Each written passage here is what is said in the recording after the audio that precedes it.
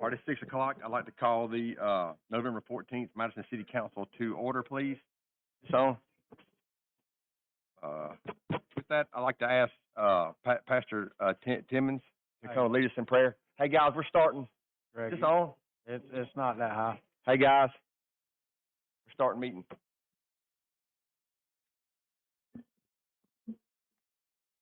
You bow your head as I pray. Dear wise and loving Father, thank you on behalf of all who are gathered here. Thank you for the many and abundant blessings. Thank you for life itself, for the measure of health and strength. I pray for our mayor and for the various levels of city councils, for this assembled council. I'm asking you that you graciously grant them with a sense of welfare and true needs to our people, a keen thirst for justice and rightness, the ability to work together in harmony even when there is honest disagreement. I pray for the agenda set before them today. Please give them assurance of that you would be pleased, Lord, and that we will benefit for those who live and work in our beloved city of Madison. I ask this in Jesus' name I pray. Amen. Amen. Thank you, Pastor. Please join me in the pledge.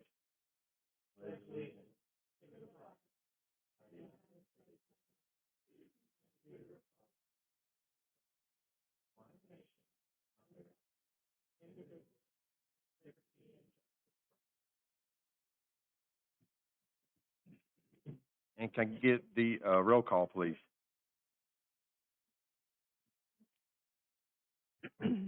Mayor Finley, Here. Councilmember Robleski, Here. Councilmember Spears, Here. Councilmember Powell, Here. Council President Shaw, Here. Councilmember Bartlett, Here. Councilmember Denzine, Councilmember Seifert. Here.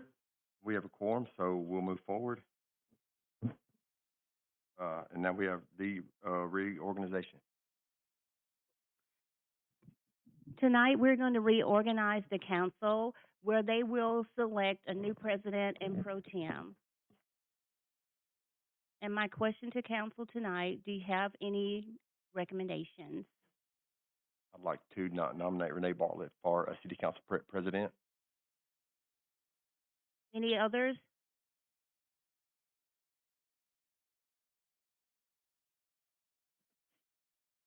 Look like it. Congratulations. There are no other recommendations. I guess by acclamation, we have a new city council president, and it's Renee Bartlett.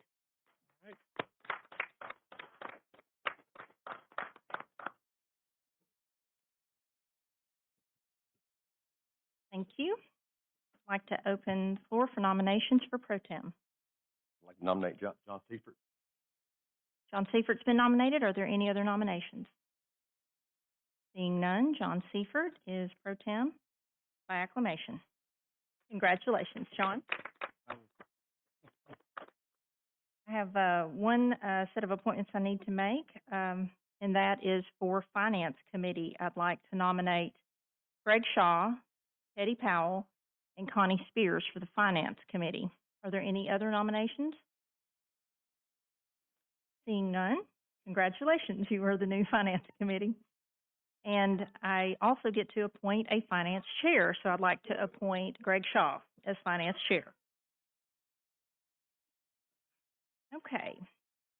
Now we're done with reorganization. We're going to move to amendments to the agenda. And Mr. Kilgore, I believe you've got one amendment to the agenda? President, we have added resolution number 2022-312R.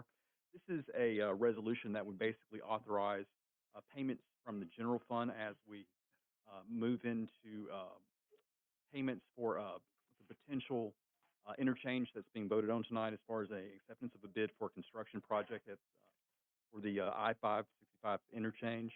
And basically, this was a resolution that we received. We basically received this as a condition. I'm sorry, I misspoke. This is for payment of bond assessments for the Publix annexation. This is a figure that was just provided to us last week. So unfortunately, we were not able to provide this with our before our agenda was published. So we're asking, that this resolution be placed for debate and for a discussion tonight. Okay, and this is going to accompany the annexation petition, so we're gonna add this as item H to legal? That would be correct, and this would be in, basically, this resolution number would, be discussed in, conjunction with resolution number 2022-287 for the annexation of that Publix. Okay, thank you. And are there any other amendments to the agenda?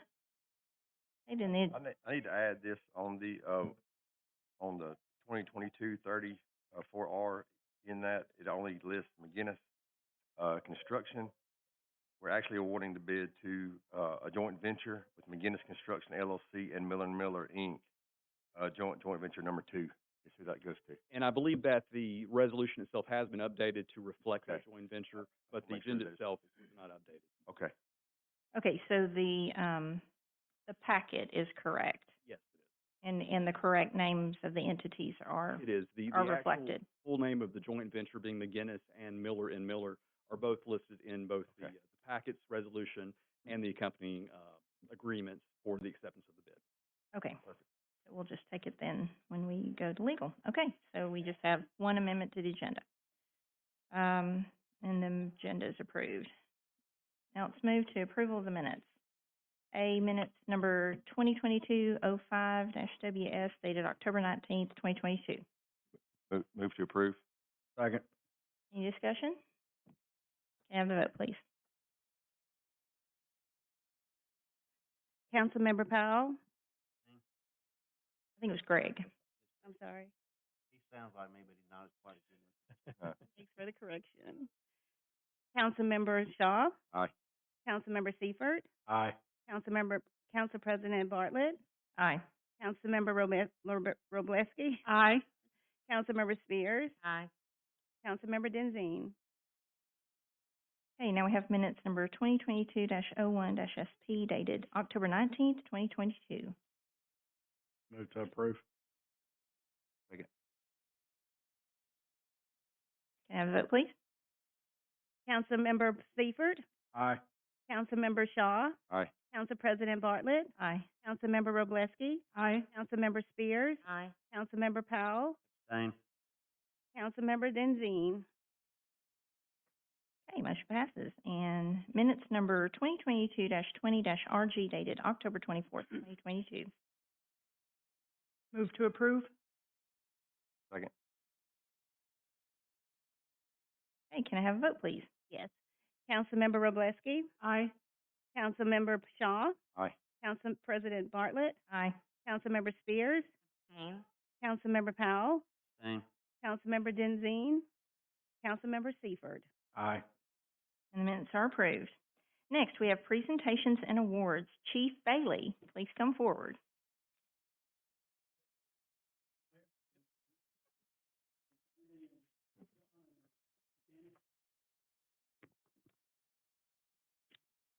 So tonight, we're gonna, celebrate, recognize 3 life saves that we established and were able to perform. We, as in the community, you'll notice that they are a little bit, months old, and you'll understand that as we talk about the process we go through. But it takes a while for us to get to this point through the application process, and, Chief Williams does that, as well as, getting us straight for all these awards. I want to thank her for that up front.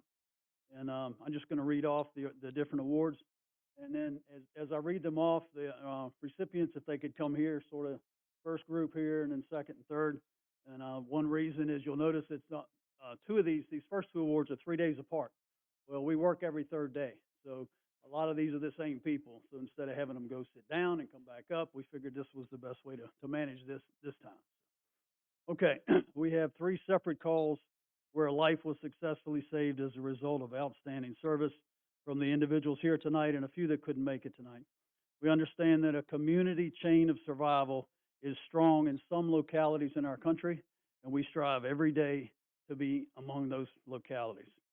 Tonight, we are honored to present awards to several members of our Madison Fire and Madison Police Departments, MC, and citizen rescuers.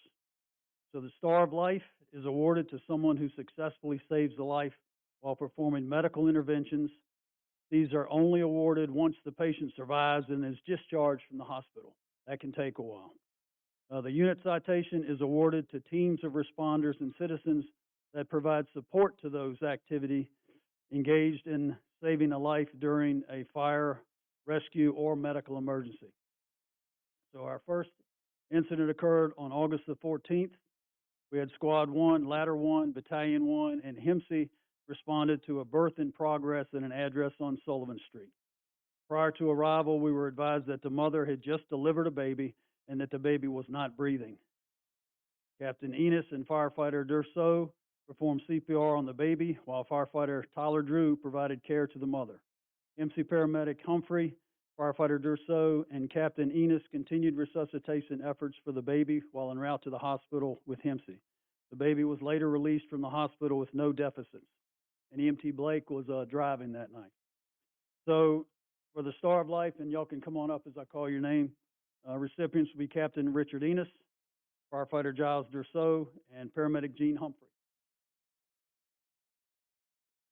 And then the unit citation for that same call, Captain Michael Sedlacek, driver Travis Tanner, firefighter Jeffrey Applin, firefighter Tyler Drew, and EMT Blake East.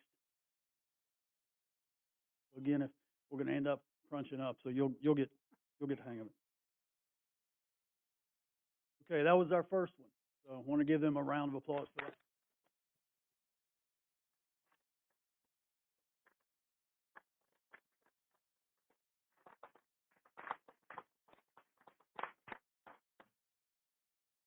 So again, each one of these three is out in the public doing well now.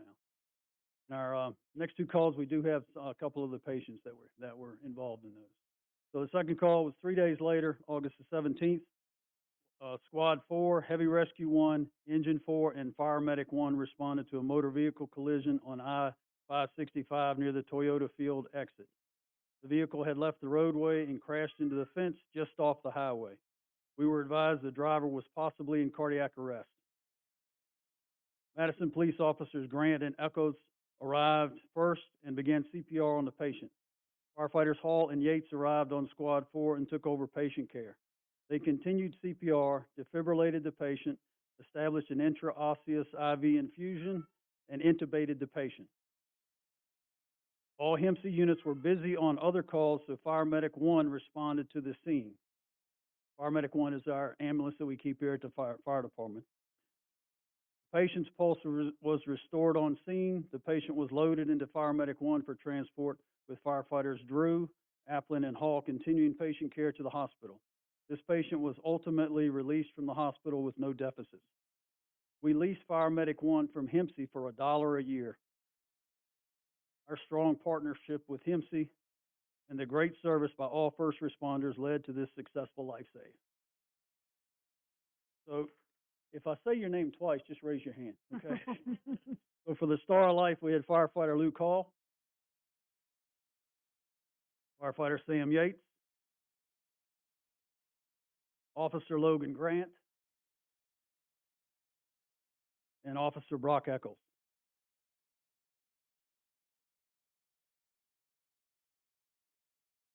And unit citation was Richard Enos. Richard again. Driver Travis Tanner. Firefighter Jeff Applin. Firefighter Tyler Drew. Firefighter Giles Durso. And Mrs. Davenport's here tonight, and you couldn't tell me whether you want to, okay, come on up. She wanted to say something. Good evening. My name is Lauren Davenport, and I'm the patient. What you didn't hear is that my 13-year-old daughter actually made the phone call to 911 and was on the scene. Thank you so much. The word I think of is difference. Timing makes a difference. Training makes a difference. And teamwork makes a difference. And that's why I'm here. And I'm very appreciative.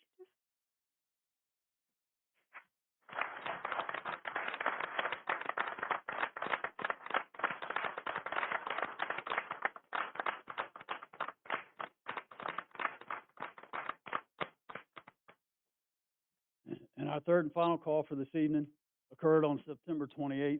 We had Squad 4, Engine 4, and HEMC respond to a cardiac arrest at Champy's Restaurant on Madison Boulevard. Champy's employees did a great job calling 911 quickly, and employees Victoria Williams and Jenny Helfert performed CPR on the patient until Squad 4 personnel arrived at the patient. Firefighter Hall took over CPR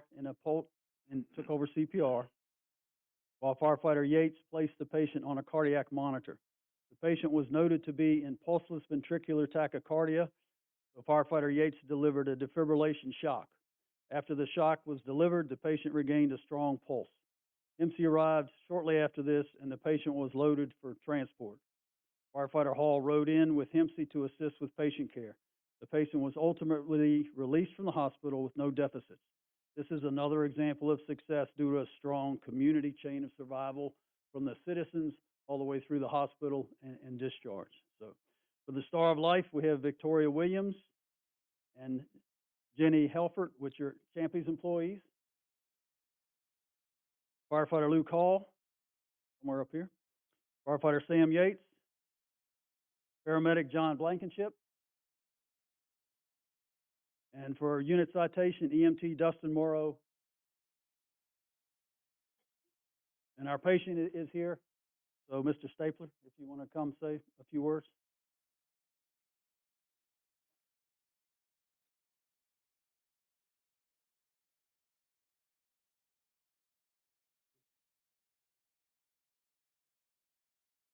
I'm not a public speaker, and after this, I guess you'll figure out I'm not a public writer either. But when you save a life, you save so much more. You save families and relationships. You save a role model for a teenage boy, a role model for a daughter or a granddaughter, someone to open her door, to pull her chair out, someone to make them feel safe and secure, to be the example they look for once they're grown. I have a mother, 2 brothers, a sister, 4 children, 8 grandchildren, and that day you changed our lives back before we ever knew they were destroyed. And thank you doesn't, there's nothing I could say. Nothing I could say.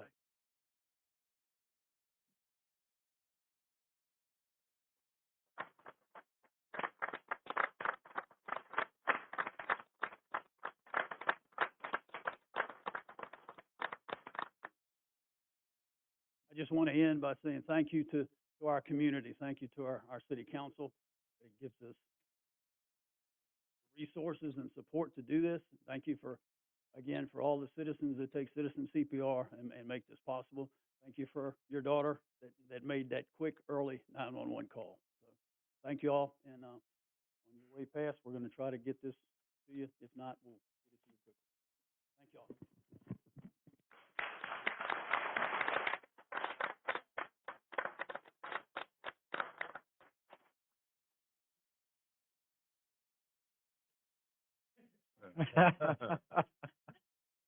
I love it.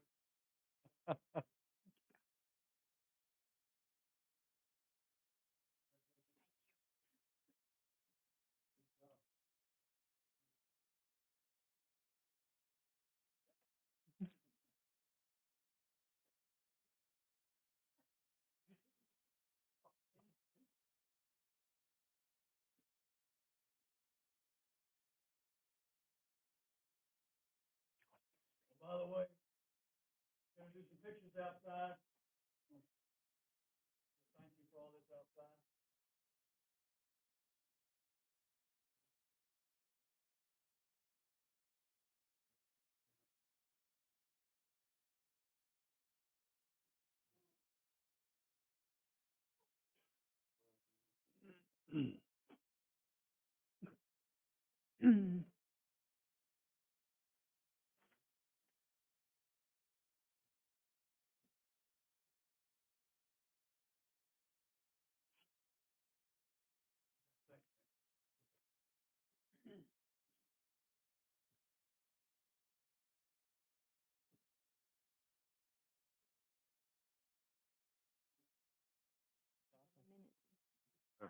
Oh, yeah, absolutely.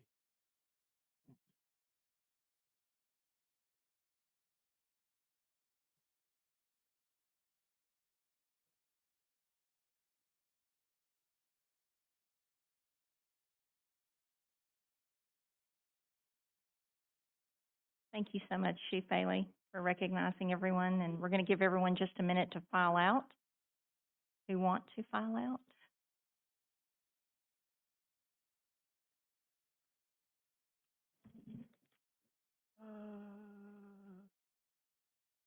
Yeah, not sure. Peanut butter crackers. Pre-mail, mail.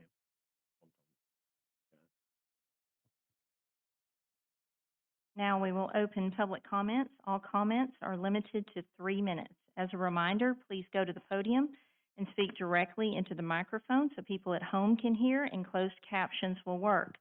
First, state your name and your council district or neighborhood. You no longer need to state your home address. Address your remarks to me as city council president, and the council will not enter into dialogue at this time. This section of the agenda is for you, the public, to inform us, the city council, about your views. If you have questions, we will ask staff to address them at an appropriate time after the meeting. We had a couple of cards submitted in advance. The first person who is asked to speak during public comments is Thomas Arnold. Thank you, Madam President, Mr. Mayor, council members. So my name is Thomas Arnold. I am a resident in District 1 in the Walden neighborhood. Come to ask you today for some help. Recently, we've had, our residents have had several negative experiences at our, one of our entrances to our neighborhood. There's a median in the middle of the strip. It's on the Walden Glen Road, on the western side of the road, and it intersects with Browns Ferry Road. In that area, the median, we have people parking, and we've had to have Madison Police Department come out on multiple occasions to address the issues there. In some instances, the people parking there are blocking the street.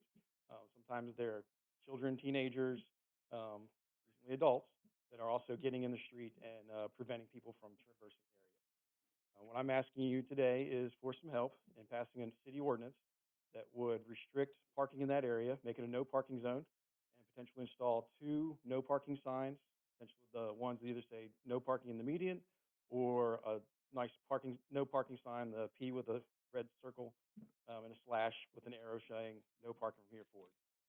The reason we're asking this, recently I mentioned that we've had Madison Police come out.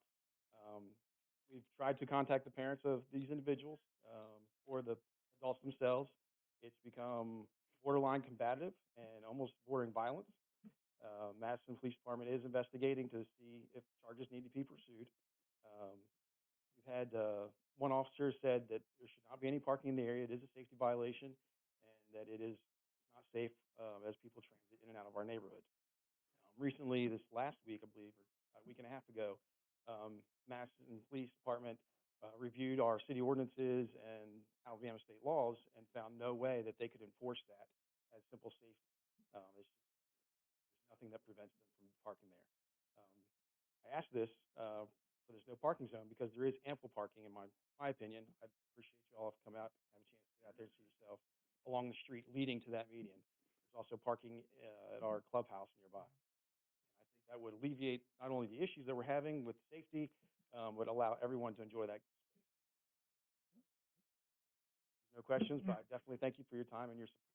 I just want to say thank you, Mr. Arnold, for reaching out to me regarding this. We do have an ordinance in place with several streets listed in our city that are along this line, and I would like to reach out to Mr. Kilgore, who is nodding his head, that we are in agreement on that. So I appreciate you coming out and bringing the Walden residents with you. And you didn't, I was concerned about the safety because there have been some threatening messages sent. And so I want to reiterate that. And again, thank you for coming out tonight. And we will follow up with you. Thank you all for your time. Thank you, sir. Thank you, Mr. Arnold.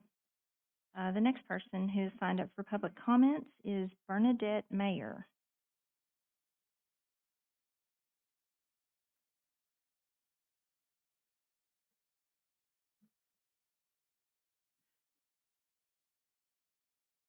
Good evening. Good evening. My name is Bernadette Mayer. My husband Dwayne Mayer is with me. We're in District 5. Renee Burnett is our council person. We live in Heatherwood subdivision on Southwood Drive. Been very, very concerned about the large bond issue and other items that are coming up very, very quickly. We've had 2 large bonds already in the past. It seems that there is not some decisions that typically have been in city council have been moved to planning committee, whatever. It's difficult for most residents to follow without some kind of insider information. I feel there's a lack of transparency, level of community information, and information along the way. You know, I get a lot of information off of this newspaper article, which is October 25th, saying Madison Year's funding plan. And I'm sure there's a lot of residents in Madison that are really just unaware of how this is all transpiring, that I think that this is sort of a prudential decision that needs to be in the best interest of Madison residents, and have a majority think that this major decision is a good idea. And it just seems like there's a freight train running, and that there's some breaks need to be done. We know that a lot of money's been put into town Madison by the city, and to me, it'd be more prudent to wait when the shoe drops for the Air Force Space Command, having final selection of Redstone Arsenal, before some of that bond does take place. And you already have on the agenda about bid for this development of the flyover, whatever. It just seems like that there's so much debt that the city is going to be having that it's going to take away from some of the short-term needs, and it's very leveraged debt. Payment's going to go to the debt load, and there's city services and infrastructure that needs to be done. There's already been 8 years of debt payments from the 2018 restructuring and adding more debt, and there seems to be a lot of getting creative on handling city needs, like the whole thing with the street lights. And at the last city council meeting, it sort of kicked the can down as far as actively continuing on those street light efforts. That police input, accident data input, people saying what spots need to have lighting.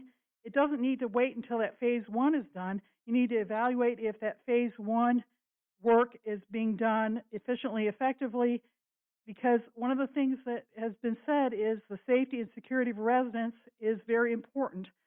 One of the 2 things, and that just seems to be side railed while we're going after these big decisions without really a lot of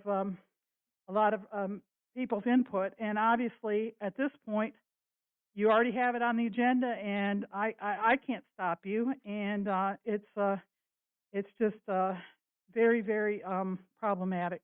Thank you, And Ms. I've Meyer. yeah, and I know I really hate that you guys cut the time from 5 minutes to 3 minutes, because when people come and want to express, it's very frustrating for residents. Thank you, Ms. Meyer. Is there anyone else who would like to address the council? Please come forward, state your name and your district or neighborhood. Ashley Estate, District 5. Excuse me, I'm hoarse. As I've said or done before, I spoke at the county commission Wednesday meeting. I still would strongly urge council members to reconsider authorizing another funding agreement with Town Madison Cooperative District. We are paying off the existing debt with new debt in order to secure the funding for the flyover ramps. Why should the taxpayer fund the district? These interchanges were supposed to be funded by tax taken in by the district. Now we have a public-private partnership with Town Madison. Will we be using money in the general fund? We will be using money in the general fund to pay for this. It's a corporate subsidy We are granting authorization of general fund payment for construction with repayment from bond. So in consequence, I would urge anyone on council who accepted campaign donations from the developer or any stakeholder in the district to recuse themselves from voting on this grand bargain. In fact, why do this at all? Why is it, what's at stake? If we just do nothing, at least for now, will the world end if we don't build this interchange? What's the urgency? I'm just wondering what is so urgent about it? On a related note, there was a mass text from Huntsville Real Estate PAC to Madison residents urging people to sign the petition for council manager. How did they get our phone number? Anybody know how they got our phone number? Thank you. Thank you, Ms. Coe. Is there anyone else who'd like to address the council?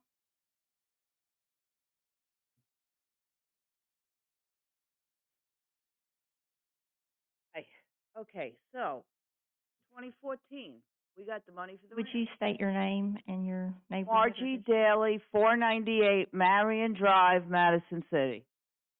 2014, we got the money for the ramps. Was given, I don't know what you did with it. There's some kind of a co-op and there's a ball corp. And that was a 4-year agreement. And we were told, well, this was going to pay for itself. Breland would build those ramps. It would all be done in 4 years. What happened? 4 years. We got to go back, refi. AlDOT didn't approve the exit. He didn't build what he said he was going to do. So now we do 2018, and then you promised in 2018 it's going to be done. Okay, here we are in 2022.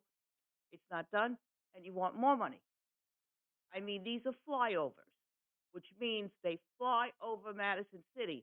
Yet you want to dip in our pockets one more time, and it doesn't get paid off till 2049. I mean, what's going on here? Why are these necessary? Councilman Seifert told me the ramps are only for the people coming in to see the games. AlDOT had car counters out there. They said they're not necessary for the amount of traffic we have. So you can't get money from AlDOT, so you dip it in our pockets. This monstrosity, and it's like a ghost town over there. Oh, they got lights, though. I don't have lights on my corner. It's pitch black, but you got lights over there in the stadium. I mean, you got to start taking care of the constituents. You don't care about us. You only care about these little pet projects, and all the money is going there. We don't have trash pickup. We don't have lighted streets. But yet we're dipping in $85 million, and what do you say to us? Well, we're doing phase 1 of the lighting. We'll check your house in phase 2. Well, I want you to come and tell this man who put these lights in, they do not illuminate the streets. It's dark out there. I don't know if you got a limo driver or something that you don't see it, but you can't drive on Browns Ferry Road. You got pitch black places. The corners in our neighborhoods are pitch black. My driveway, you can't see the cars. I mean, this is really, really bad. Somebody up there, one of you, has to care about the citizens, the constituents. I know. It's all about, I don't know what up there, but I'd like to know where the money went. I was at the county commission. They told me that you got $2 million a year exempted ad valorem tax that was supposed to go to Madison County. That's $16 million. Where does the money go? Did that pay off? There's nothing paid off on the original debt. We have $97 million. Nothing has been paid on the principal, and yet you're going to do this to us again. Then, now there's no public hearings. This is the only time. Thank you, Ms. Daly. Your time is up. Next, anyone else who'd like to address the council, please come forward.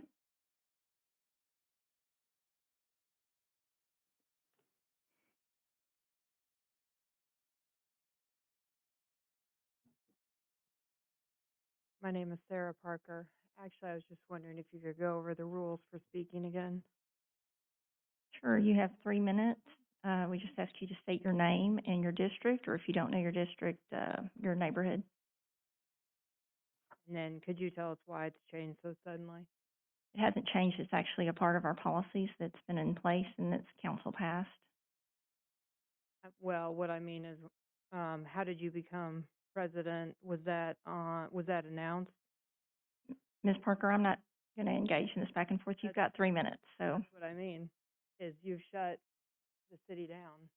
When do we ask questions? you can send an email. Right. This time is for you to speak, not for us to engage in a back and forth. So citizens don't hear each other anymore. That's my question. Right. So you've shut the city down effectively tonight for 3 minutes. What is your objective? And nobody else can speak. I'm just wondering if all of you agree with this? Ms. Parker, I'll address your comments, but the clock is ticking. I understand. That was changed back sometime last year when we addressed, standardizing that across everything. And that was a decision we made in conjunction as council, looking at how different cities do things and trying to look at what was standard across the template. But this is Madison City, not, Understand, and that's why we took that in consideration and made our own plan. Sure, go ahead. Every meeting I always talk about, I have 2 hours every 2 weeks set aside for citizens to come, and it's 30-minute sessions. You can call the mayor's office, you can book one of those sessions at any time, and I welcome the chance to hear any of your thoughts that you have. I appreciate that. As council, board, president, will you do that? Sure, I'd be happy to join the mayor if you wanna meet with both of us. Individually? Sure. For citizens of Madison City, you'll set aside 2 hours one time a week for all of us? Mine's every 2 weeks, just to make sure you don't. This is every 2 weeks. I spend countless hours with residents in my district, so.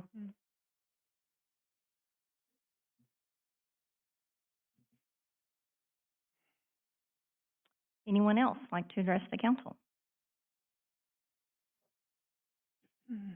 Seeing none, public comments closed, and we're gonna move on to the consent agenda and finance committee report.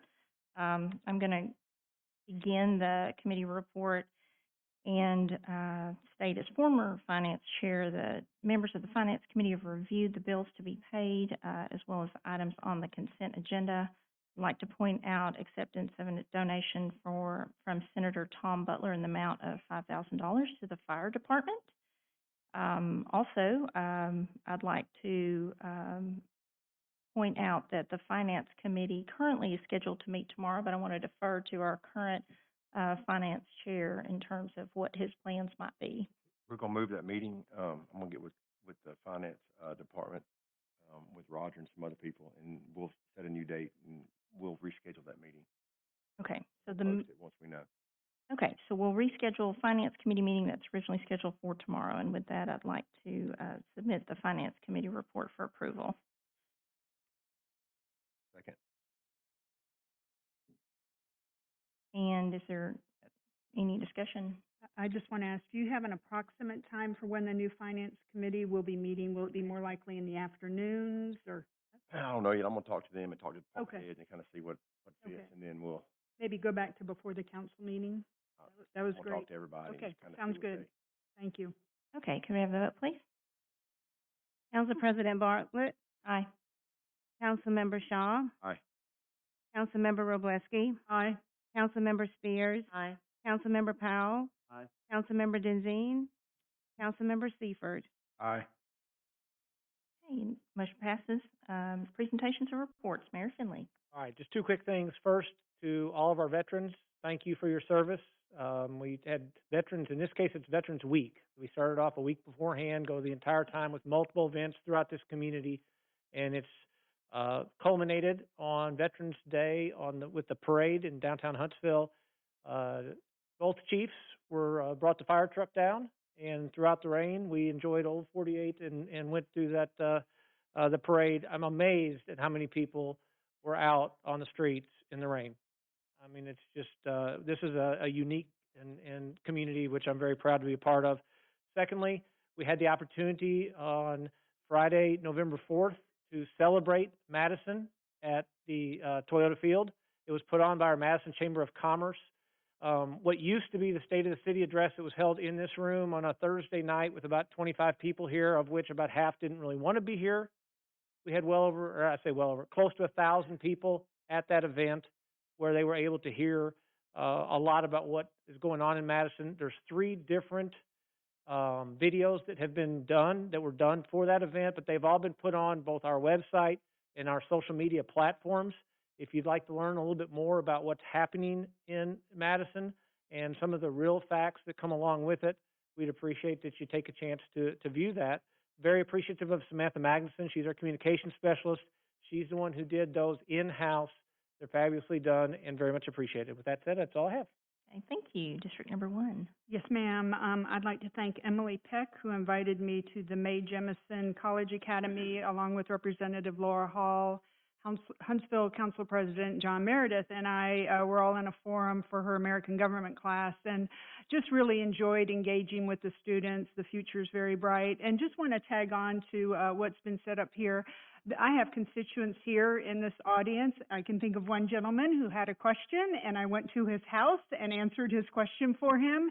And so we are available. If you will reach out to us individually, would be very happy to meet at the situation of where it is, or I've had many meetings at the Starbucks, at Kroger, over a cup of coffee. So we're all appreciative of what our citizens have to say. If you're not comfortable with that, send an email, make a phone call.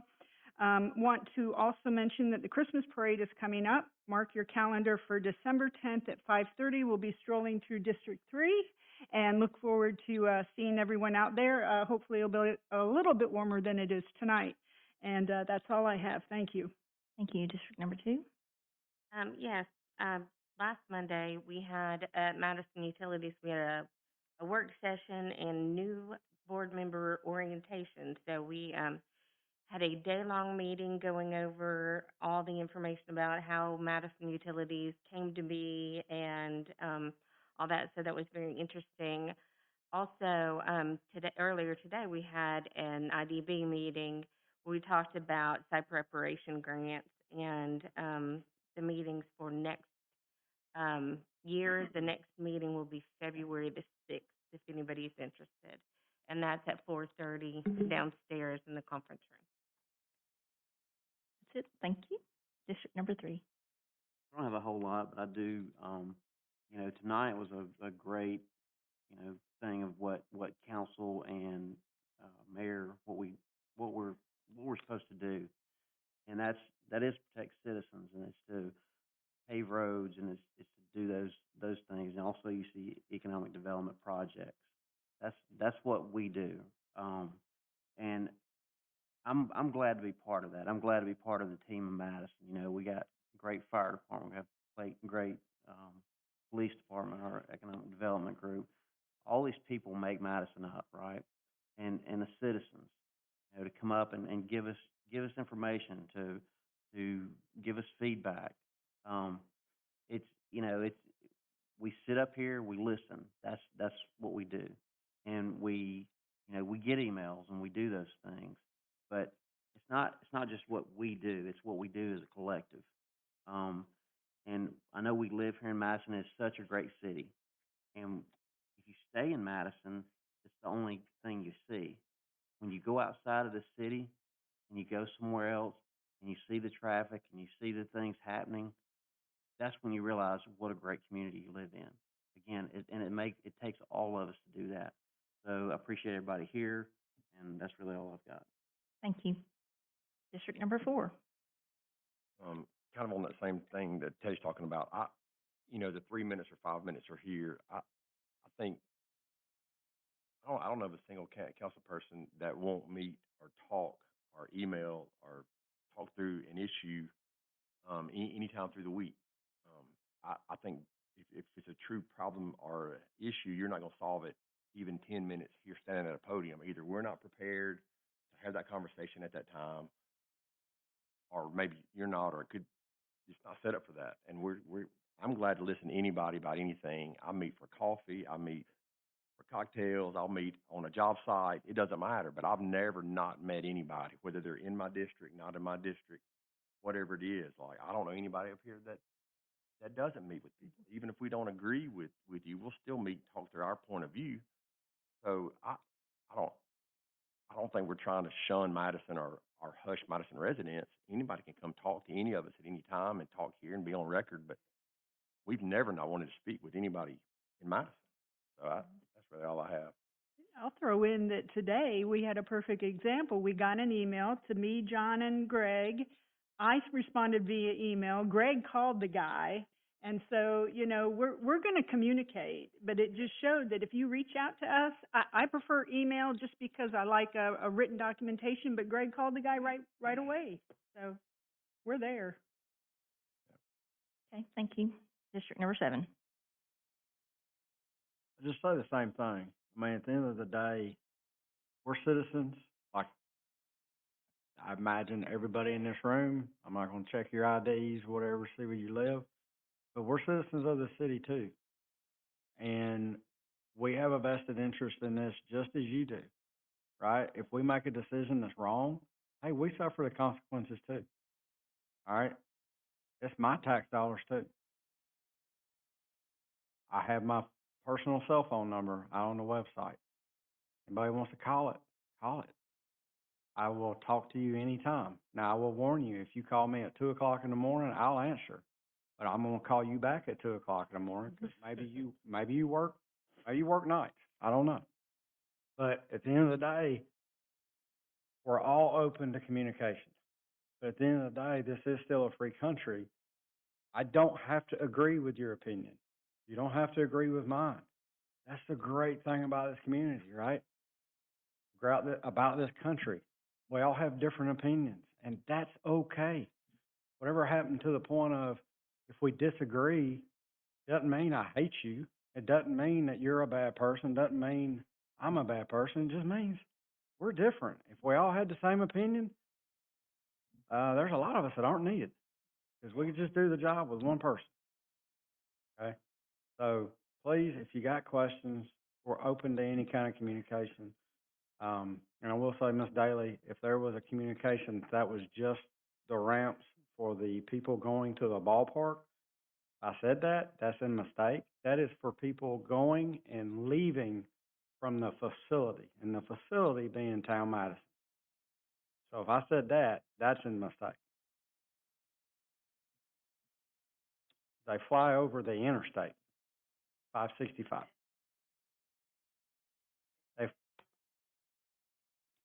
Town Madison is Madison, and on the other side is Madison. That's all I have. Thank you, John. Just have a couple of things. First, I wanted to commemorate that November 8th was the anniversary of our new chamber executive director, Michelle Epling. She did an outstanding job, as Mayor Finley just outlined, with Celebrate Madison, but she's taken a new energy to her duties at the chamber, and we're very appreciative. We want to celebrate that. I also want to thank Greg Shaw for serving as president for the past 2 years. You might have been chuckling for a minute there as you were going, great, you're getting the heat now. But I really want to appreciate you, because when we first came on board, we had 3 new members. You were so kind, so welcoming. I learned a lot from you. And I'm excited that I get to continue to work with you as finance chair. And so I just want to thank you for your service the last 2 years. And then finally, there are multiple ways to communicate with the council, and many people in my district anyway, email me when they have concerns, and you know who you are out there, because you got an email from me at 2:30 this morning. I was up very late reading through the final drafts of all of these agreements that we're looking at today. We've been working on this for really a couple of years. I'll just tell you, and address one of the comments about how this feels so sudden. And I can see why you feel that way as a member of the public, especially when, if you're not here at every meeting, if you're not seeing, we have some people who are here a lot, so they have been seeing the progression, but we hired an independent financial advisor almost 2 years ago. And it was one of the first things that I was involved in as a finance committee member. And so I've been looking at numbers and spreadsheets and working with the analysts for almost 2 years in anticipation of a possible deal, so that we could figure out a way to complete the I-565 interchange. And we've happened upon it just because there are certain economic indicators and certain projects that are coming up off the ground. And we're going to talk more about that later as we consider that vote. But if you want to email me, please do. I do respond to emails. If a phone call is better, I can do that as well. And with that, we're going to move forward to board and committee appointments. And Teddy, I think these are yours. I have two. Both are for zoning board of adjustments and appeals. They're reappointments. One is place 5. It's Lisa Lorendine. Okay, let's take that first. Are there any other nominations? Then we will let Lisa Lorendine take place 5 by acclamation. Next. Also, for place 3, David Kessler. Okay. That's reappointment. As supernumerary 1, or he was supernumerary 1, place 3. Right, he's going from supernumerary. Numerary. I'd say that word, but I'm not really. He's gonna be gonna super. get it out. It's like saying Massachusetts. He's moving from there to place 3. Okay, are there any other nominations for place 3? Seeing none, we will accept David Kessler by acclamation to place 3. And then, Teddy, are you also looking for other applicants for supernumerary? Actually, I think we have.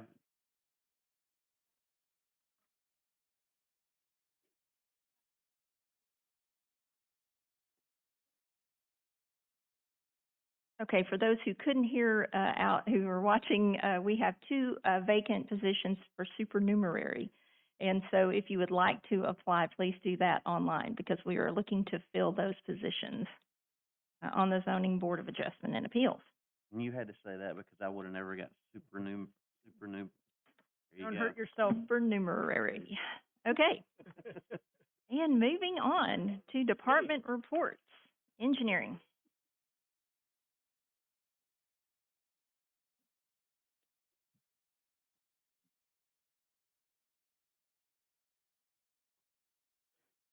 Right.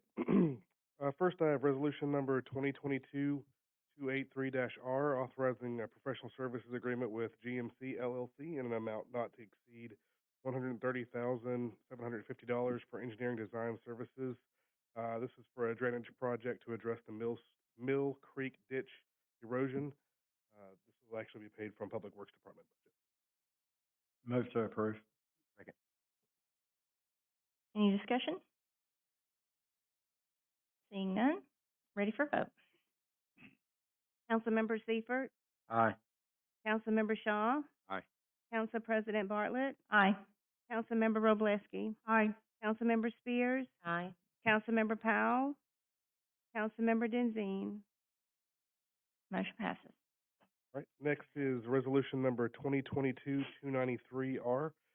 This is authorizing a professional services agreement with Halliburton Surveying and Mapping LLC in the amount of $3,200 for topographic and boundary survey along Seegers Road. This is for sidewalk extension, Acorn Road, Acorn Drive. Move to approve. Second. Any discussion? Ready for a vote. Councilmember Shaw, Aye. Councilmember Spears, Aye. Council President Bartlett, Aye. Councilmember Robleski, Aye. Councilmember Powell, Councilmember Denzine, Councilmember Seifert. Aye. All right. And finally, resolution number 2022-301-R. This is accepting into public use and maintenance the subdivision improvements for 3 Park Preserve Phase 2. Move to approve. Second. Any discussion? All the I's dotted and T's crossed, ready to go. Pardon? Everything signed off on it. Yes, sir. Councilmember Spears, Aye. Councilmember Shaw, Aye. Council President Bartlett, Aye. Councilmember Robleski, Aye. Councilmember Powell, Aye. Councilmember Denzine, Councilmember Seifert. Aye. Motion passes. Thank you. All right, fire. Again, I'd like to ask for your approval of Resolution 2022-300-R, authorizing a renewal agreement with My Sidewalk Incorporated for a Craig 1300 Pro subscription in the amount of $900. It's a 1-year term. It's to be paid out of the fire department budget. and it's for our community risk analysis continuation that we use routinely. Move to approve? Second. Motion in 2 seconds. I'm gonna give it to Connie. All right. Any discussion? Ready for a vote? Councilmember Roblesky. Aye. Councilmember Spears. Aye. Council President Bartlett. Aye. Councilmember Powell. Aye. Councilmember Shaw. Aye. Councilmember Denzine. Councilmember Seifert. Aye. Thank you, Chief. Okay, legal.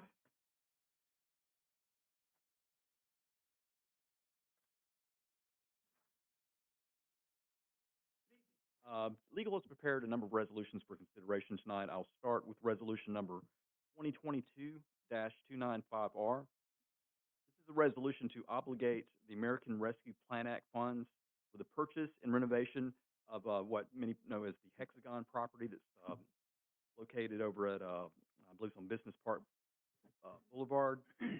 Basically, what we have is we've been allocated $5,003,914 in ARPA funds, and this resolution would basically allocate those or designate what those would be used for. As I understand, this would be for the purchase of this property, which basically, as I understand, is going to be for Building 23A, a couple recreational fields that are about 13 acres, and including a parking lot. So basically, this is kind of the initial step toward actually going in and doing the sales and purchase agreement, allocating the monies. Then we can actually finalize whatever agreement for the purchase of that. So for having said that, I would submit resolution 2022-295 for discussion.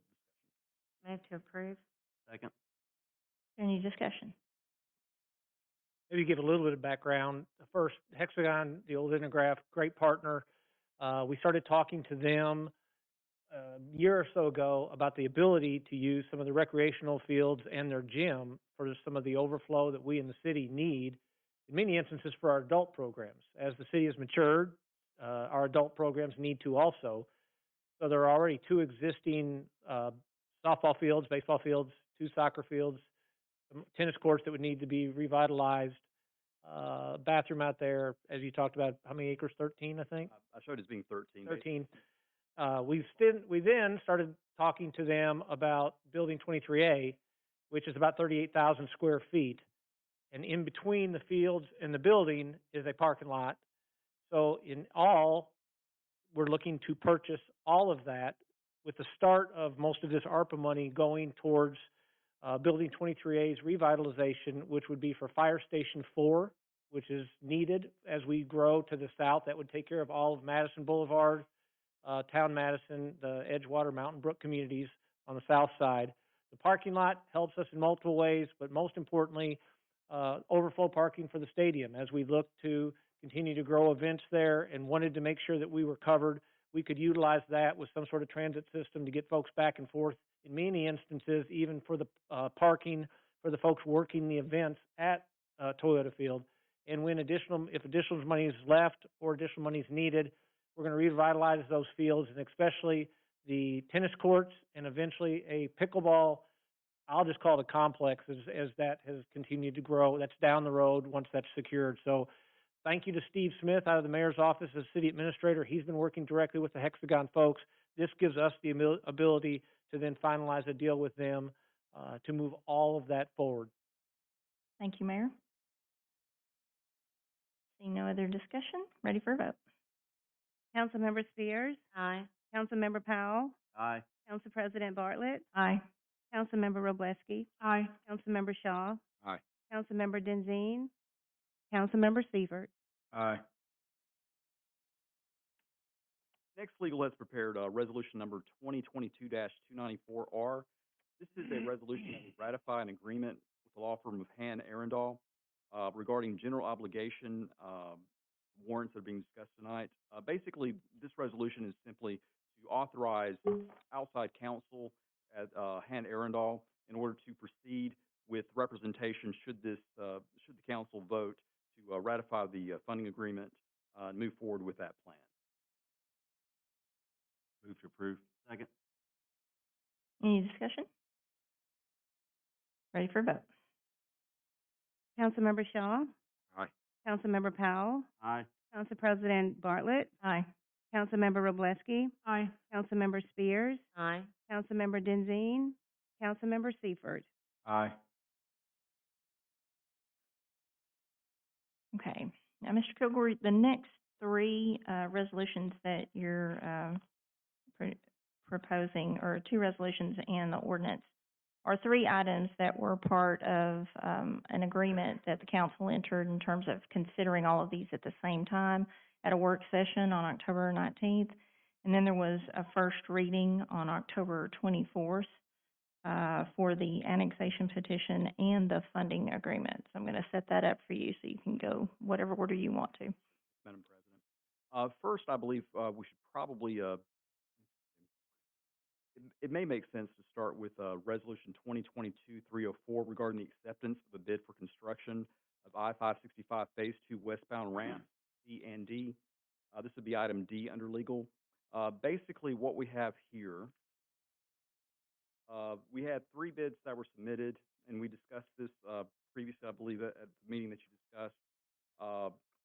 We have a lowest bid from the joint venture of McGinnis Construction LLC and Miller Incorporated Joint Venture 2, in the amount of $36,780,000 to complete the overchange, or what we were calling the flyovers.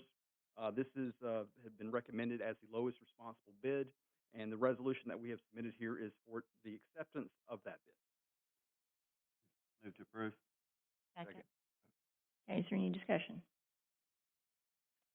I'd just like to thank them. I know they've worked with us, throughout this process, and I'd just like to thank both of those companies for being willing to work with us on this. Okay. I'll speak on the whole thing there. Okay. All right, after it's over? Mhm. Okay. All right. Ready for a vote?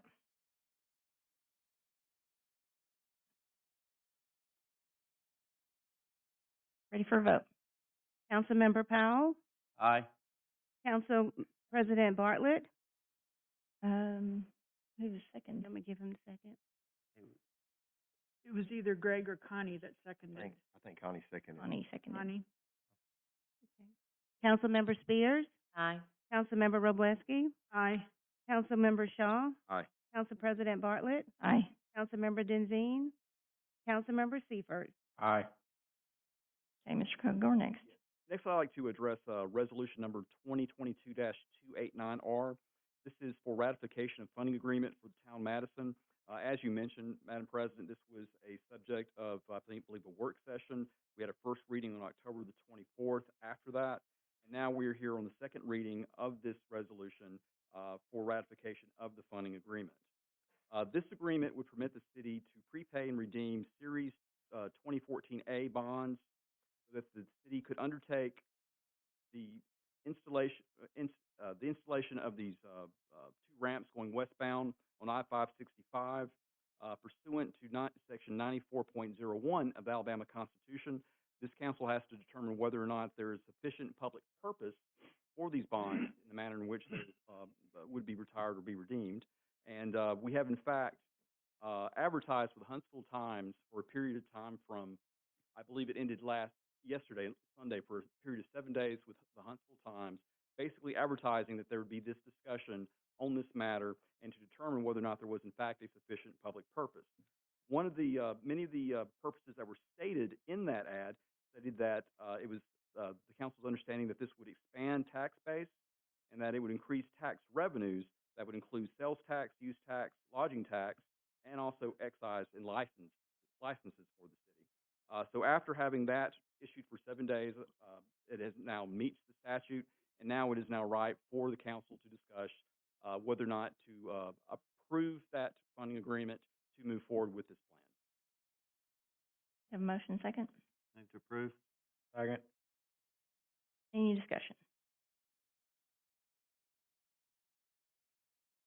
Seeing none, ready for a vote? Councilmember Powell, Aye. Councilmember Seifert, Aye. Council President Bartlett, Aye. Councilmember Roblesky, Aye. Councilmember Spears, Aye. Councilmember Shaw, Aye. Councilmember Denzine. Motion passes. Next, Madam President, we have two ordinance and a resolution that are very closely entwined, so I guess it's probably best if I discuss the first one as far as the annexation, but maybe perhaps before a vote, I should touch on the walk on the addition that we have as far as the bond assessment. Okay. If first, I would like to address, the legal department has prepared a proposed ordinance number 2022-287. This is assenting to the annexation of the Cliff Farms Publix in the city of Madison. This matter was first read on October the 24th, and now we're here on the second reading.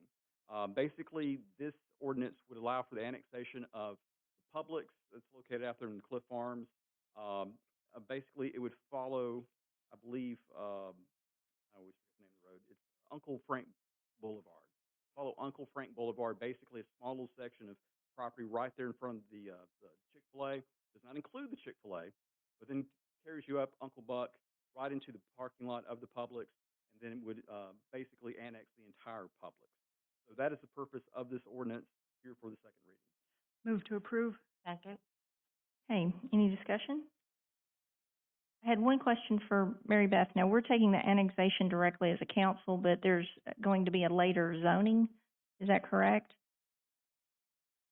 Yeah, please. I just want to give people a heads up in terms of what meetings are coming up, in terms of everything that impacts. Yes, the city would subsequently process a zoning request. That would go to the planning commission and then come before the council. Okay, so we're only dealing with the annexation piece, which we're allowed to do as a council and to take it directly. That's correct. All right, thank you. Any other questions or discussion on the annexation of the Publix? We may or may not be able to answer this now, but I know I've had several questions from the standpoint of if you go into Cliff Farms, there is a direct surcharge, that is part of those purchases. Is that something that we could either speculate or communicate as to whether that would stay if this is annexed and rezoned, or whether that was something that would go away? I believe, and if anyone on the council has better information than me, I believe that it would stay in effect.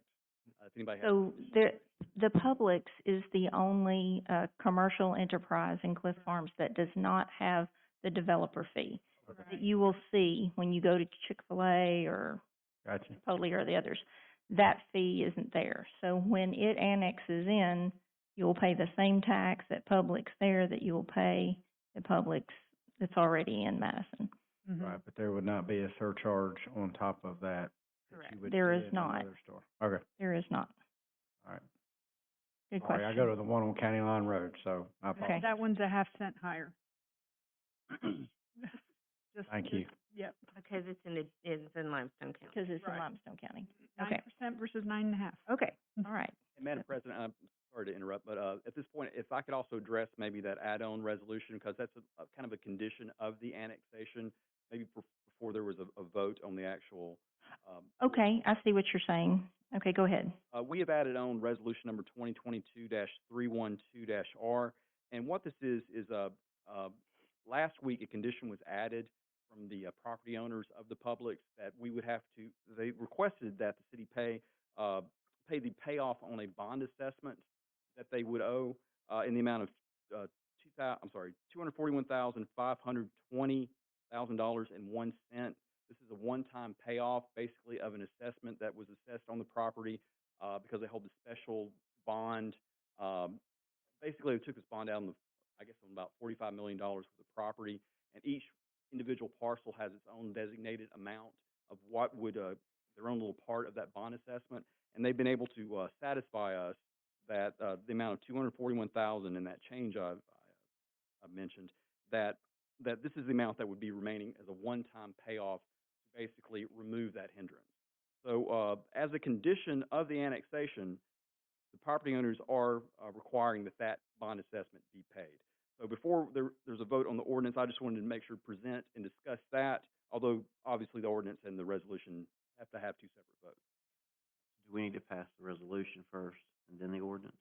It may be better to pass the resolution first and then the ordinance. So do we need to table the ordinance until we vote on the resolution? Go in They could be different done order. here. Okay. Go in a different order. I mean. I understand. Vote on it. All right. Whatever we need to do. Okay, so what you're saying is, as a condition of the cooperative district that was set up in Cliff Farms, they have to pay in a certain amount of ad valorem tax to help support the infrastructure that was built in Cliff Farms.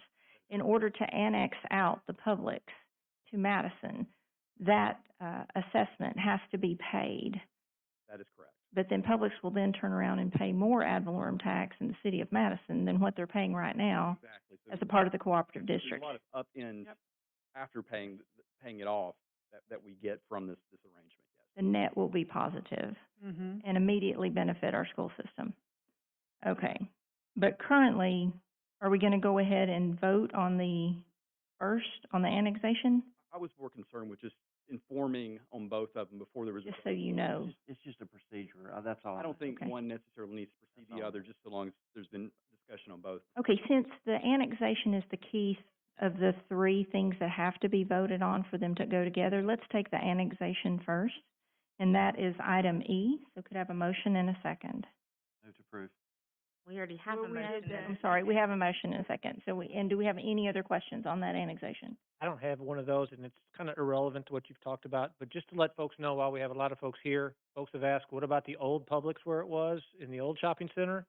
And just so everybody knows, they're in process of, it has now been, sold to Floor and Decor, which is a home refurbishing business. They have one in multiple cities, one in Birmingham. And then the old Books A Million had a ribbon cutting today for a furniture store. So that entire shopping center is revitalizing, and then we'll get the Publix if this is voted forward, so. And thank you for adding that. Okay, so we have a motion and a second. Any other questions, comments, discussions on the Publix annexation? Ready for a vote? Councilmember Robleski? Aye. Councilmember Spears? Aye. Council President Bartlett? Aye.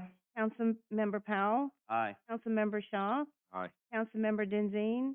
Councilmember Seifert? Aye. Motion passes. Now, Mr. Kilgore, do you want us to go ahead and take the resolution authorizing the bond assessment payment that we have under H? Yes, Madam President, if you don't mind, just to avoid confusion. Okay, so he has explained that. Could I have a motion and a second? We can open up for questions or discussion on item H, which is the walk-on resolution. Move to approve. Second. Okay, are there any questions, any further questions to Mr. Kilgore about the additional assessment that is necessary to get the Publix out of the cooperative district? Seeing none, ready for a vote? Councilmember Spears? Aye. Councilmember Powell? Aye. Council President Bartlett? Aye. Councilmember Robleski? Aye. Councilmember Shaw? Aye. Councilmember Denzine? Councilmember Seifert? Aye. Motion passes. F? Next up, we have a proposed ordinance. This is just a first hearing today of a proposed ordinance number 2022-309.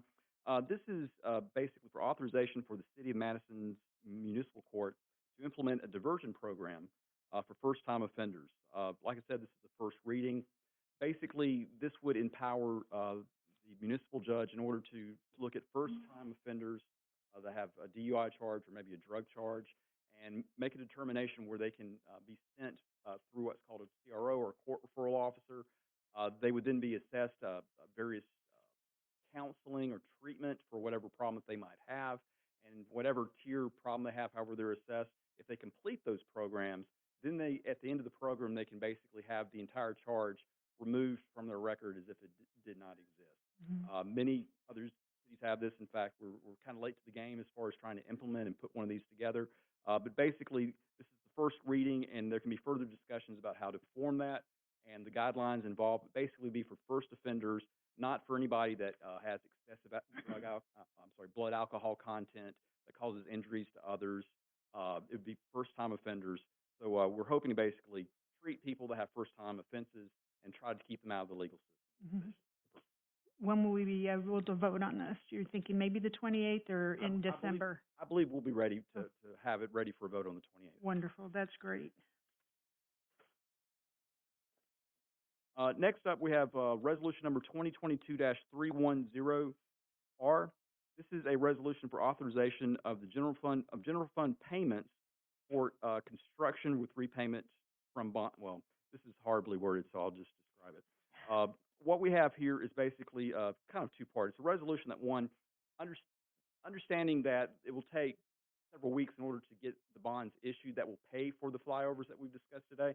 This is basically authorizing a certain amount of monies not to exceed $10 million to be paid out of the general fund pending those proceeds. And then once we have proceeds from the bonds, they could then be paid back. $10 million was the amount that we were provided by finance. As far as, we don't know. We would hope that it'd be a smaller number than that, but that is a number basically to give us plenty of leeway as far as being able to hit the ground running, do the startup, and be able to get the flyovers moving while we, work out the bond issuance. There's another portion of the resolution that also would allow our outside counsel to make reports to our rating agencies in order to make a determination to bring back to us to let us know what's the effect of these. So this is a two-part resolution for that purpose. And can I have a motion and a second? Move to approve. Second. And I think in the discussions that we have had with AECom and those who've been awarded the bid, the estimate for the mobilization costs and the startup costs were somewhere around $2 million. We're not anticipating it's going to come anywhere close to the 10, but they're just providing a cushion in the resolution for the reimbursement. I'd like to take a second to kind of go through. There's a lot of motions here, a lot of stuff going on. Thank you. You're welcome. He lends me his glasses too, so I can see. But I'd like to go through that. When Town Madison started, it was a blank slate, literally. There were trees out there, and trees were taken off, and this didn't just start. And the whole intent was for that community, that project, to get itself up and running, and the tax dollars that were generated out there would pay for that. That was started 3 councils ago. So this has been an ongoing thing, and I'm excited about us to be able to get to the point where we can now do this. It's taken, this council's taken the councils before just to get to this point. And we finally got to a point now where that's producing income enough that, it's going to pay for itself. But we weren't 100% sure, so that's when we go out and we get another piece of property that developer particularly owned, to pay for it. And the council before this council, we would make decisions based on the information we had. And there was a certain amount of risk that was assumed. Now we have gone out, as this council has gone out and said, okay, this is bigger than us. Let's go out and get help. So we went out and got help. We got, financial advisors. We've got legal counsel. We've got all these different people helping us. And I said this in our work session, and I, to me, this is it's a culmination of what this is. I am not the smartest person in this room. I'm just not, and I never will be. And Henry Ford said this. He just surrounded himself with lots of smart people and made good decisions. And I think that's what this council's done. There's so many smart people in Madison. We get a lot of input, and then we go out to outside council and get an outside view to do that. So this is not just started just recently. This has been going on for years, and I'm just glad to have been part of it. So thank all you guys. Thank the council before. I think I see Tim out there. Thank you. So that's all I've got. Councilor Powell, I was just going to point out, I don't know if it's been expressly stated during this discussion as far as the amount of tax revenue that would be brought in with Publix and how that's going to help. I understand that the conservative estimate was that, through annexing in the Publix, that it was $700,000 per year conservatively, and that's the component of the agreement I don't know is discussed at this meeting, although it has been discussed many, many times before at the other meetings and other first reading that we had. Correct. So I just wanted to make that clear as far as the component of the agreement altogether. Maybe 2 pieces of perspective. First, as we talked about Friday night, Celebrate Madison. Right now, the city's checking account, for no better term, has about $32 million in it. So we are able right now to utilize that to get ahead of the game, so we get this project going immediately. And then once the bonds are put out, then we can pay that back. And to give you guys some perspective, and Tim's out here and he's a part of that decision. The first big bond decision that we made was 2010 when we built the Shops of Madison with the Target Center. The city invested, it was $6.5 million. It ended up, once you take the interest, $8.1 million to be paid back over a 12-year period. And that has now been paid back. And that's now, just the bond payment alone was about $900,000. It's generating well over $2.3 million a year for the city, and that's not even counting what it gives to the schools. While this is much larger, the scale of this, when paid off in 12 to 14 years, and that's really conservative, it's probably more like 12 to 10, you're talking about $8 to $9 million a year that the city will have to spend on its citizens. So it is, if I were a community member, I absolutely would be questioning, is this a good decision? And along with what Teddy said, and all of us have, we didn't just decide, should we put a finger up and hope it is. We have counsel that's helped us determine if this is a good decision or not. So with Town Madison, and contrary to it's a ghost town, which is just the most ridiculous thing I've ever heard, it's booming if you've been out there right now, and it's only about 2/3 of the way done. This is just what has been defined right now as complete.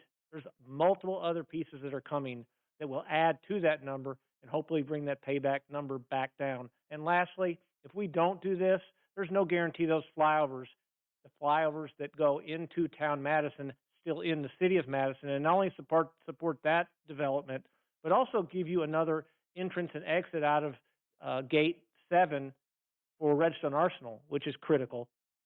So a lot of these folks, now that they're there, they're going to be coming through Town Madison to get to where they want to go, able to go both directions, which will be major. So it helps us immensely there. But if we don't do this, there's no guarantee that it would get done. Because everybody wants more state money and more federal money. It's not there. It's not there for this project. So this at least makes sure that the investment that we've made is complete. And I'll end by saying, when we take over the Town Madison bond, whatever we want to call it, one of the things that we extract out of that for our own money is the first 3 hotels. When we did the ball stadium, the Toyota Field, when we put the pro forma in place, the lodging tax is mostly what pays for that. And we said, if we can get 3 hotels, we're golden. If we get 4 or 5, we're just above all of that. And there's already a 4th hotel at the Marriott and a 5th one in the plans, and that's just within Town Madison, not even counting what we have that's on Madison Boulevard or someplace else. So it is something that's a big thing for our city, but it's also one that has a huge reward with businesses that's already there, not that we're just hoping comes. Thank you for giving me a chance to say that. Sure. Any other comments, questions on the pending motion? One thing I do want to comment on is the amount of debt that we're going to be taking on, because we don't do this lightly. And one of the things that we have done, and we have continued to study, is what our debt limit is. And earlier, we had passed a resolution to note that this is a public infrastructure project, and we can borrow up to 50%. We have a 50% debt limit. And I wanted to let you know, because I check with our finance director every week in terms of where we're at. And we could not be here without him helping. He's very conservative. He's very cautious in terms of how we structure our debt. And he reported to me that we actually have over $420 million of breathing room in debt when we reach our 772 amendment limit. So whatever we're taking on, whatever it ends up being whenever we go to the bond market, we can well afford it and stay within that 50% debt limit under Amendment 772. So it is solid, and the projections are solid. And our choices are, what we're looking at is a current funding agreement that was passed in 2018 that provides that all the money that generates out of Town Madison goes to the developer, except for the money that we've taken out for the stadium payments. And we don't have a flyover. We don't have a complete interchange that brings in more traffic, brings in more shoppers, brings in more people to come to that area. This funding agreement allows us to not only take on the building and the completion of the interchange, but excess revenue that's going to be generated that our financial advisor has described to us in 3 previous meetings. The excess revenue comes to the city. so we can take care of paving and lights and all of the other things that you're asking us to do. This is a revenue generator by building and completing the interchange. And that's why I think it is a wise decision for us to move forward. All right, we're ready for a vote. Councilmember Powell, Aye. Councilmember Spears, Aye. Council President Bartlett, Aye. Council President Robleski, Just Councilmember, aye. You said Council President Robleski. Aye. I'm sorry, Lisa. Aye. sorry, Mar, Councilmember Robleski, Aye. Councilmember Shaw, Aye. Council President Bartlett, Aye. Councilmember Denzine, Councilmember Seifert. Aye. Motion passes. Thank you, Mr. Kilgore. You had a lot to do. Planning is next.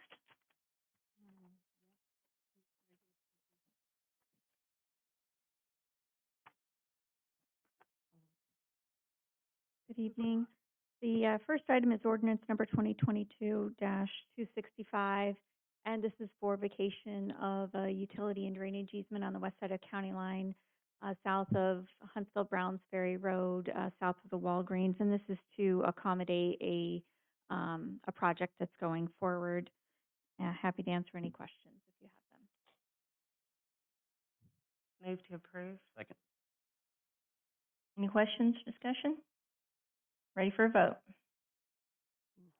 Councilmember Spears, Aye. Councilmember Powell, Aye. Council President Bartlett, Aye. Councilmember Robleski, Aye. Councilmember Shaw, Aye. Councilmember Denzine, Councilmember Seifert. Aye.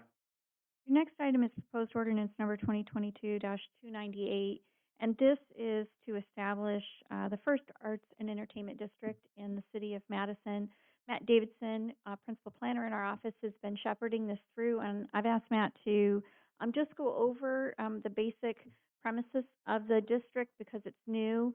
We'll be asking you to take action at your next meeting, but wanted to give you a little bit of an overview for this meeting. Good evening.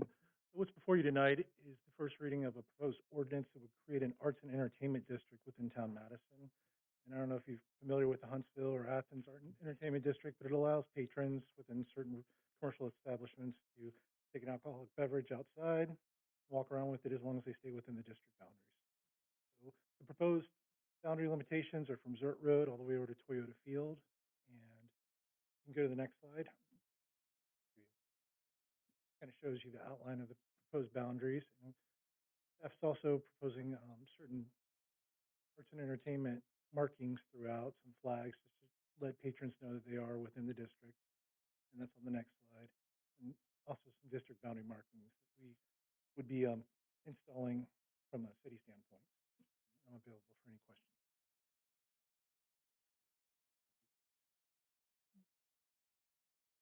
Thank you. Thank you. Thank you. Your last planning item is proposed ordinance number 2022-307. And this pertains to approximately 3-acre property on the west side of Slaughter Road, north of Yancey Road. You may recall that in January, actually it was December, January, and February, there was a lot of discussion and we held a public hearing regarding this property. Originally, there was 17 acres. The applicant, in response to community concerns, reduced the rezoning down to 3 acres. That 3 acres was properly, we advertised a revised ordinance, you held a public hearing, you approved it. However, inadvertently, the wrong ordinance was signed. And that was discovered recently because the project proponent was doing a title search going forward and we uncovered this mistake. We've confirmed with the clerk's office that the project was properly advertised in the paper. We're required to publish the ordinance and a synopsis, and that was done for the 3-acre property. So after discussing with the city attorney and the city clerk, what we're asking you to do is approve this ordinance just to correct that clerical error. Move to approve. Second. Any discussion or questions? Ready for a vote? Councilmember Robleski, Aye. Councilmember Spears, Aye. Council President Bartlett, Aye. Councilmember Powell, Aye. Councilmember Shaw, Aye. Councilmember Denzine, Councilmember Seifert. Aye. Thank you. Motion passes. Police.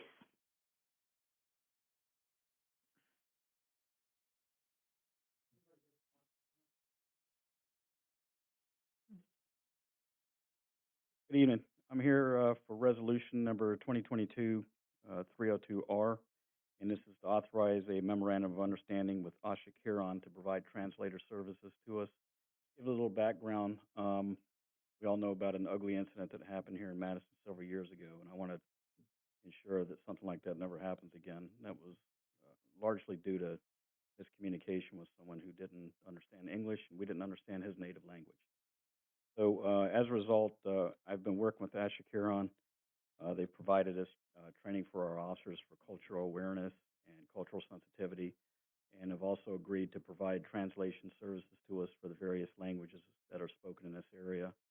We provided them with some training to how to do domestic violence, help us in domestic violence investigations and things like that. And we look forward to using those types of services. So again, we don't have any type of miscommunication, and we can adequately provide service to everyone in our city, whether they speak our language or not.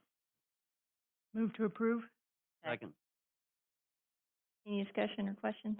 Just want to add thank you to them because they don't charge the city for this, and it's a wonderful benefit to our citizens.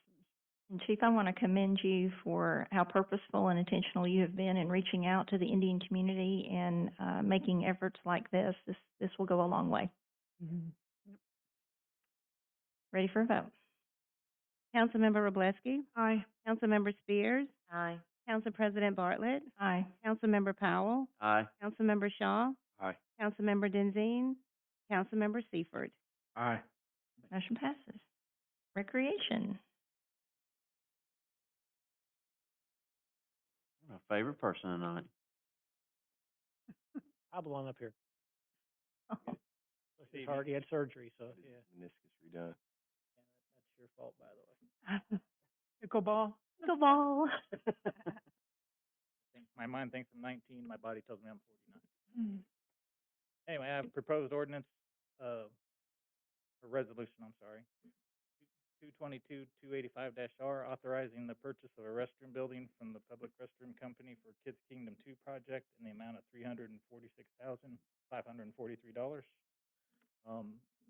The existing restroom was a linchpin to the playground. We had to change the grade, so we decided to demolish the existing restroom building. It's not really functional to be an accessible restroom as is.